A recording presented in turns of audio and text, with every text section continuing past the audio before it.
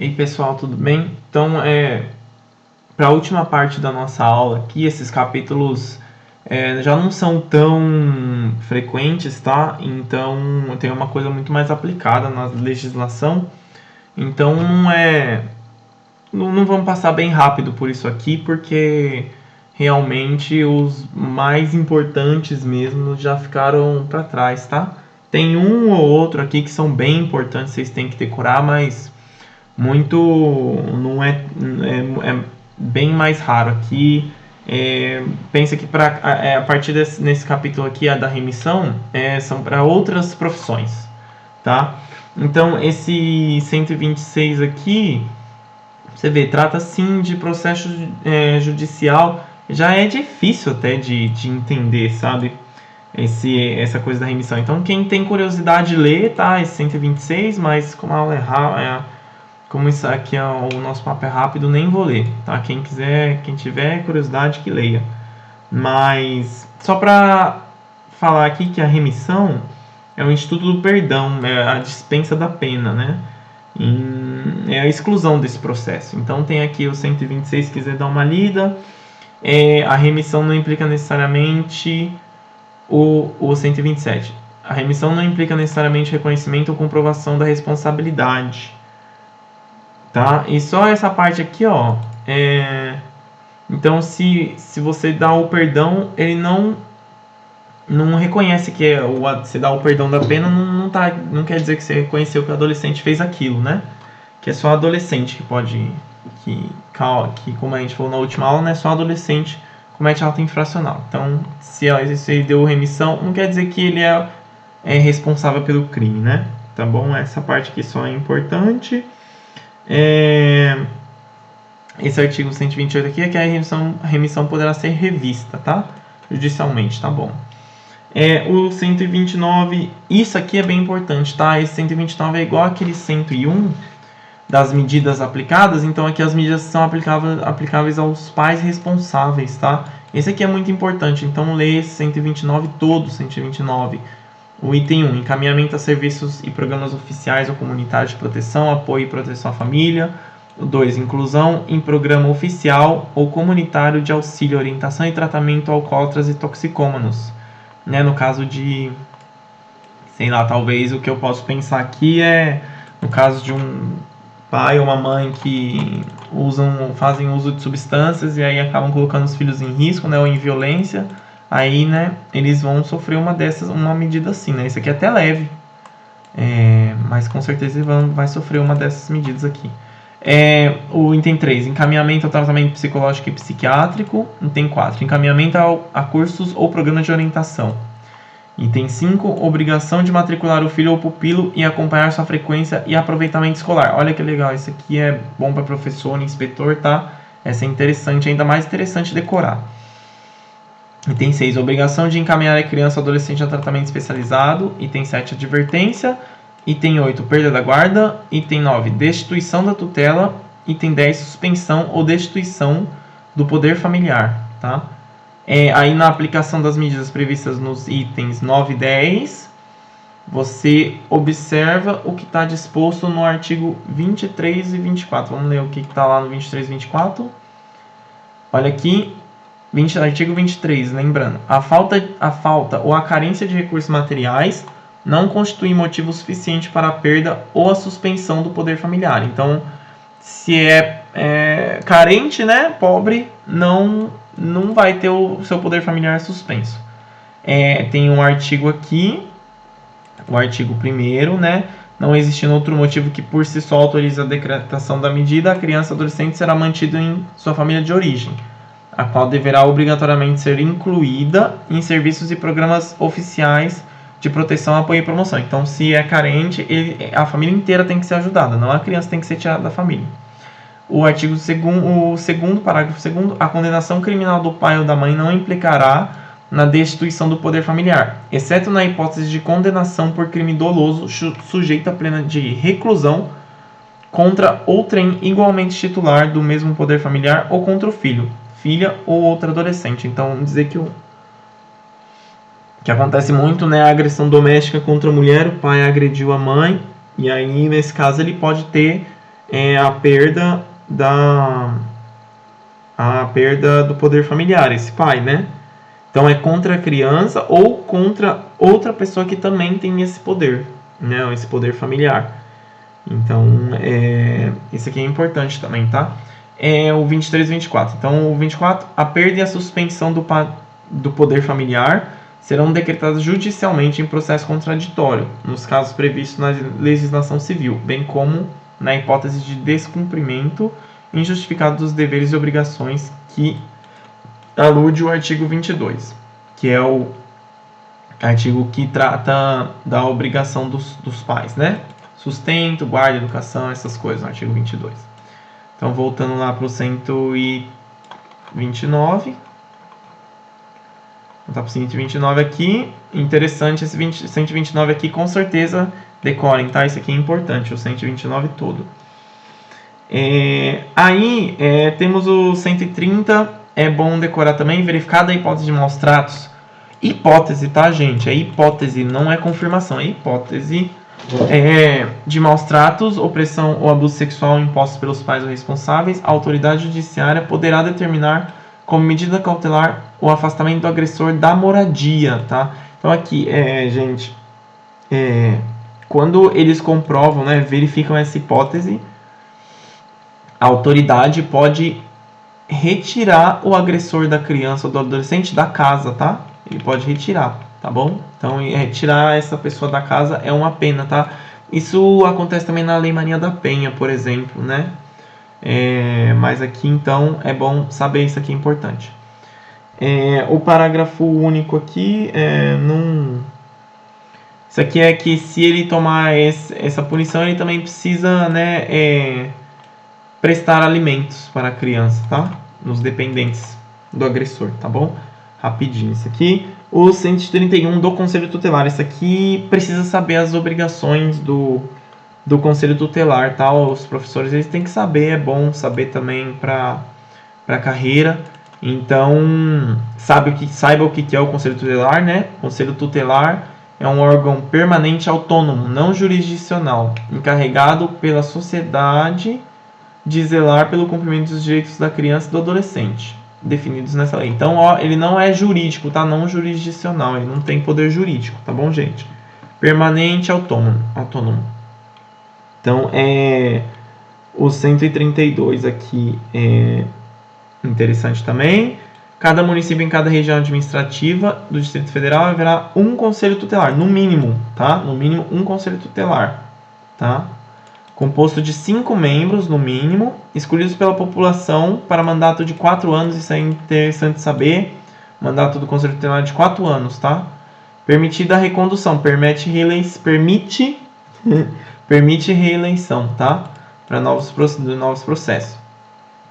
Esse aqui, os requisitos aqui, é legal saber, mas, nossa, nunca vi isso aqui caindo não, tá? 183... nunca vi reconhecida idoneidade moral, idade superior a 21 anos, isso é legal de saber. Para entrar no Conselho Tutelar tem que ter mais de 21 anos e residir no município, né? Isso aqui, o 134, nunca vi isso aqui, é bem aplicado, tá? O 136 é muito importante, tá? Vamos pular aqui para o 136, que é as atribuições do Conselho Tutelar. Saiba disso aqui, tá? Isso aqui é interessante saber. O que o Conselho Tutelar faz. É bom saber o que eles fazem, tá? Só eles. Depois tem as atribuições do Ministério Público, do juiz, né? Quer focar em uma? Foca no Conselho Tutelar. Então, olha o tanto de item aqui, vixe. Tem 20 itens. Mas eu vou ler alguns, só os mais importantes, tá? Que tá no meu material aqui. Vou ler os mais importantes, então, só. Um dos mais importantes, item 4. Encaminhar ao Ministério Público notícia de fato que constitui infração administrativa ou penal contra os direitos das crianças e do adolescente. Então, o Conselho Tutelar que encaminha ao Ministério Público, tá? Esse é um item 4 muito importante para vocês saberem. Tem 20 itens, eu vou ler só os mais importantes. O item 5. Encaminhar à autoridade judiciária os casos de sua competência, tá?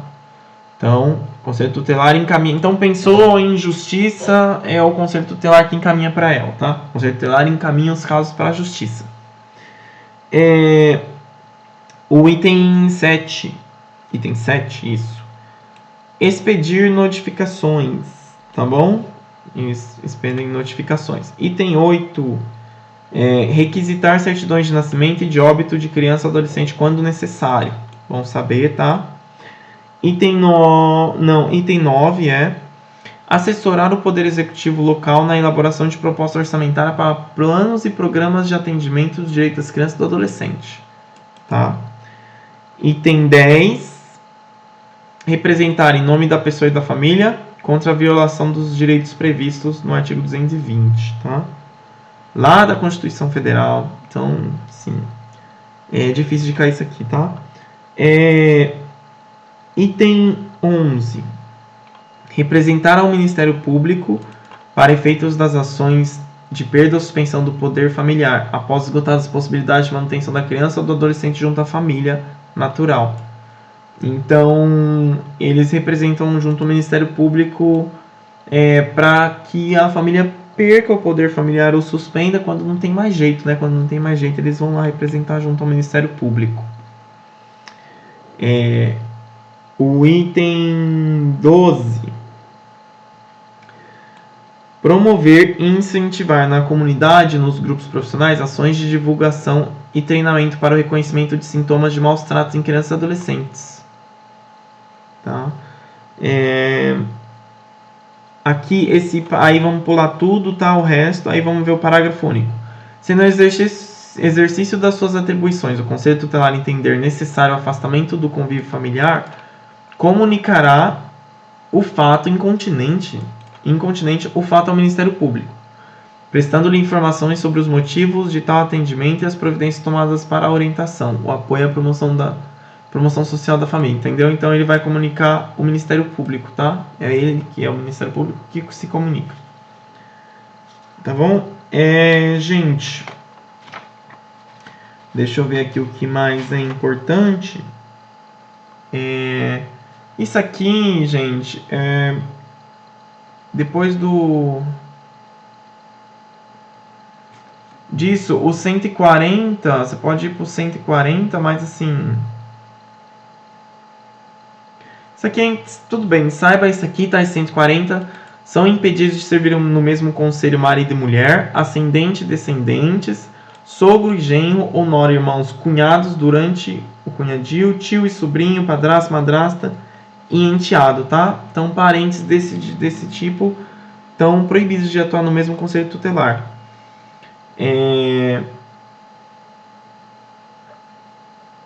Esse aqui, ó. Estende-se o impedimento do conselheiro, na forma deste artigo, em relação à autoridade judiciária e ao representante do Ministério Público com atuação na Justiça da Infância e da Juventude, em exercício na comarca, foro regional ou distrital. Então, parentes desse pessoal aqui do Ministério Público, né, não pode atuar no Conselho Tutelar. O resto, gente, essa parte, se vocês tiverem curiosidade, esse artigo 148, tá, o que compete à Justiça da Infância e da Juventude, não é lá, nunca vi perguntando isso aqui, tá? Tem vários itens, tá certo? Mas para quem quiser saber, né, quer dar uma aprofundada, eu vou indicar os itens mais importantes desse 148. E quem quiser dar uma aprofundada, vai lá e lê, tá? Mas como a aula é rápida, eu não vou ler não. É o item 1, 2, 3, 4, 5, 6 e 7, tá? É isso aí. E aí, lê o parágrafo único. Lê o parágrafo único também. Acaba que fica ele todo, né? Mas assim, tem coisas aqui que você vai ver, que você vai ler que não é assim, nossa, que importância, né? Isso aqui você pode passar o olho, mas não precisa assim se concentrar tanto nisso aqui não, porque é difícil de perguntar, sabe? Difícil de perguntar. Aí, gente, a gente vai lá pro artigo 155, tá? Que é da perda ou da suspensão do poder familiar. para saber o que trata isso aqui, né? Então, isso aqui, o 155, ele, né, é importante. Então, o procedimento para perda ou suspensão do poder familiar terá início por provocação do Ministério Público ou de quem tem a legítimo interesse. Então, quem começa o procedimento para tirar o poder familiar é o Ministério Público. Não é juiz e nem muito menos Conselho Tutelar, tá? É o Ministério Público quem provoca, né, esse procedimento, é o Ministério Público, tá? Esse artigo 156 não vai não se preocupa com ele. 157 157. Havendo um motivo grave, poderá a autoridade judiciária, ouvido o Ministério Público, decretar a suspensão do poder familiar, liminar ou incidentalmente, até o julgamento definitivo da causa, ficando a criança ou adolescente confiado à pessoa idônea, mediante termo de responsabilidade. Então, ó, suspensão do poder familiar pode ser liminar ou incidentalmente, tá? Suspensão, quer dizer que pode ser restituído, pode ser restaurado, tá? Esse poder familiar, quando é por liminar. Tá certo, gente? 57 aqui, 157.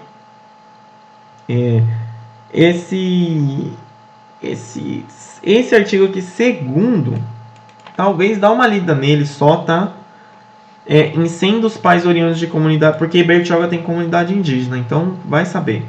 Incêndio dos pais oriundos de comunidade indígena é ainda obrigatória a intervenção junto à equipe interprofissional multidisciplinar de representantes do órgão federal responsável pela política indigenista, tá? Então, só isso aqui, só que tem índio, então tem uma equipe especializada para eles, tá certo? Aí, gente, assim, vamos lá para o artigo 163, tá? Que ele é mais importantezinho, um pouco mais importante. 63. O prazo máximo para a conclusão do procedimento, tá? Que a gente está tratando aqui do procedimento da perda e da suspensão do poder familiar. Antes era pátrio poder porque emanava do pai, essas coisas de antigamente, agora é poder familiar. Tá? Então, 163, vamos lá no 163. O prazo máximo para a conclusão do procedimento será de 120 dias. Caberá ao juiz, no caso de notória inviabilidade da manutenção do poder familiar, dirigir esforços para preparar a criança ou adolescente com vistas à colocação em família substituta. Tá? Então, 120 dias para tirar o poder familiar, tá? A sentença que decretar a perda ou suspensão do poder familiar será averbada à margem do registro de nascimento da criança ou do adolescente. Então, quando a família perde o poder familiar, isso vai ficar anotado na certidão da criança ou do adolescente. Lembra que quando ela for adotada, troca toda a certidão, tá? Então não fica nada anotado lá. Troca, ela pega uma nova, tá? Ela perdeu todo o vínculo com os pais antigos. Aqui, gente, esse 165, requisitos para a concessão de pedidos em colocação em família substituta. Isso aqui é quem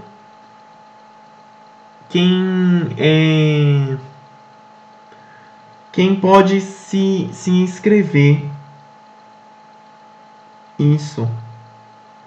Na verdade, isso aqui não é tão importante, não é bem aplicado, sabe, para outro tipo de profissão, então nem se preocupa com isso, eu nem vou citar esse 165 aqui, para falar a verdade. Ele é bom saber, até que mas não vai cair isso aqui, muito difícil. Isso aqui é para quem vai trabalhar em Ministério Público, essas coisas, então difícil para professor cair isso aqui, esse 165, então não se preocupa não. A gente vai lá pro... A gente pode ir lá pro 171, artigo 171.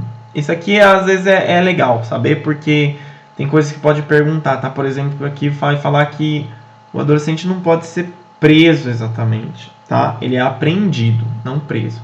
Então aqui, 171. O adolescente apreendido por força de ordem judicial será desde logo encaminhado à autoridade judiciária. 172 é legal também.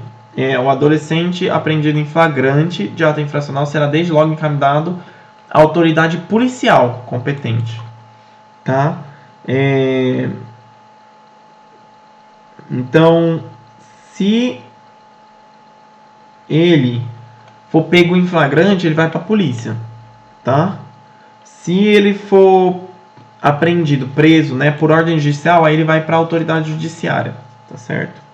É isso que está explicando aqui, tá? Aí a gente vai para o 175 também. Tá. Em caso de não liberação, a autoridade policial encaminhará desde logo o adolescente ao representante do Ministério Público, tá? Juntamente com a cópia do auto de apreensão ou boletim de ocorrência. Então, se o policial não liberar, vai para o Ministério Público, tá? Depois dele ficar lá com a polícia, ele vai para o Ministério Público, tá? Só isso para saber. Olha esse 178 aqui, o 178 é o importante, né? Esse 178 é muito importante. O adolescente a quem se atribui a autoria de ato infracional não poderá ser conduzido ou transportado em compartimento fechado de veículo policial, em condições atentatórias à sua dignidade, ou que implique a risco à sua integridade física ou mental, sob pena de responsabilidade. Então, o adolescente, aquela prisão clássica, não pode, tá, gente? Não sei se você concorda com isso ou não, mas essa é a lei, tá? E aí, para o concurso, você obedece, essa é a lei. Esse aqui é o mais importante assim. Então, vamos ver aqui. O resto acabou assim, gente, praticamente. Não tem muita coisa mais muito relevante, não. Deixa eu ver aqui. Tem uma coisa aqui, lá pro fim da lei, que fala um pouco. O resto aqui, ó, pode deixar. Que fala um pouco das penas, né? Que é lá pro artigo lá número 230 aqui. 230 é por volta desses artigos aqui. Quer ver? Então, dos crimes de infrações administrativas, isso. Então, vamos lá.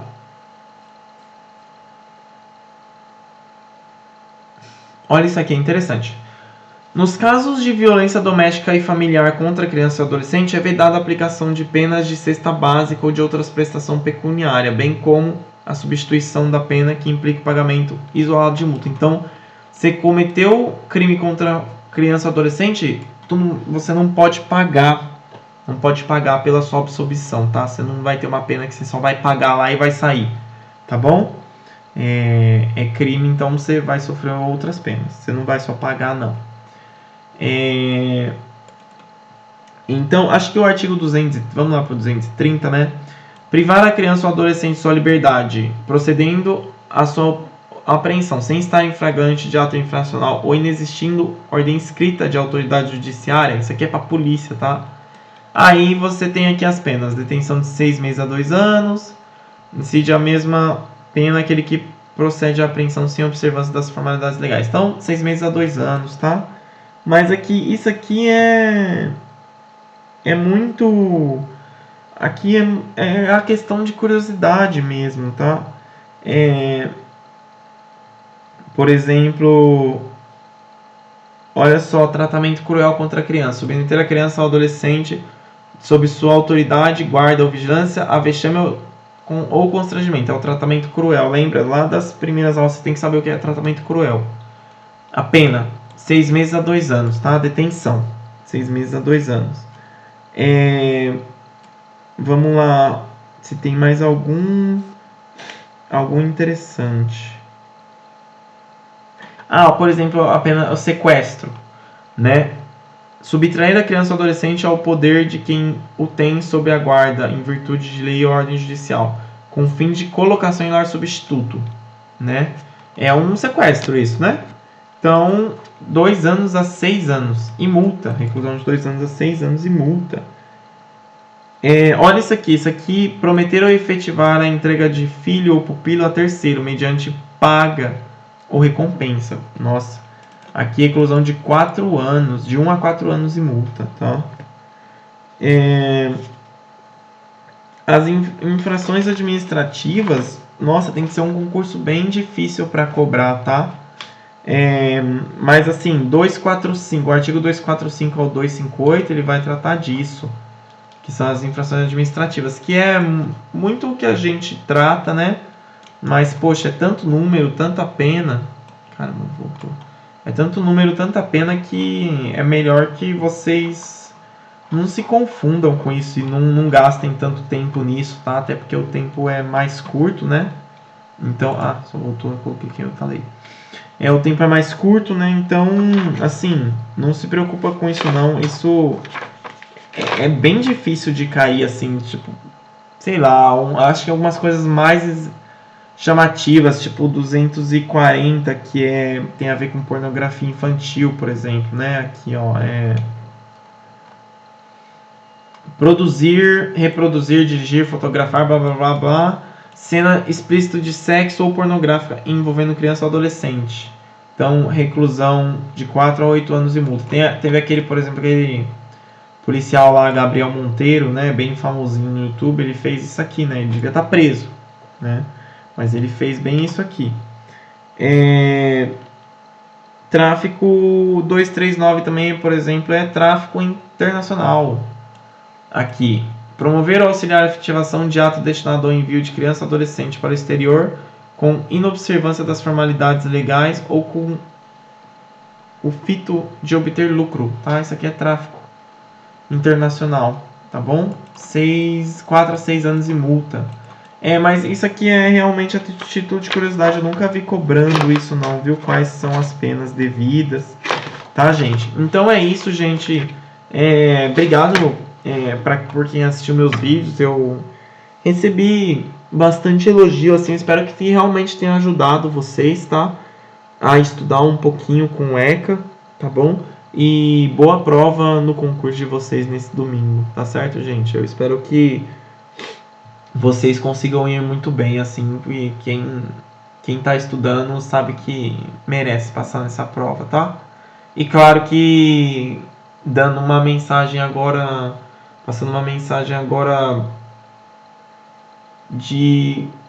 na questão de manter a motivação, né? Porque quem tentar e não passar nesse concurso, não desista, tá?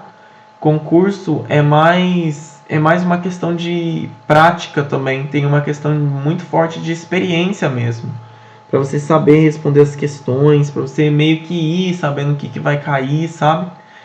Tem uma questão, eles repetem muito as questões em concurso, então você tendo prática também faz com que seja mais provável, né, que você passe. E é aquilo, né? Bertioga não é a única cidade do Brasil, né? Há outras cidades também que estão pagando aí bem, também às vezes melhor do que aqui. Então sempre fique de olho nesses concursos também para ver o que você vai prestar. Porque quanto mais prestar, realmente maior a chance de passar, tá certo, gente? Então foca aí, não desiste se não passar em uma prova, não desiste, foca em outras, faz outras, vai fazendo, que você vai ver, vai chegar uma hora que você vai começar a acertar 80%, já vai começar a ficar entre os 20 primeiros, aí você faz mais um pouco, começa a ficar entre os 10, aí daqui a pouco você já está tirando o primeiro lugar no concurso, tá certo, gente? Então é com persistência também, tá bom? Não é que uma pessoa nasceu para fazer isso e tem o talento para isso, essas coisas, não. É mais persistência e o esforço mesmo de estudar, tá certo, gente? Diariamente, assim, uma rotina de estudo, tá bom? Espero que vocês vão bem nessa prova, tá, gente? Então, tchau, tchau, até mais.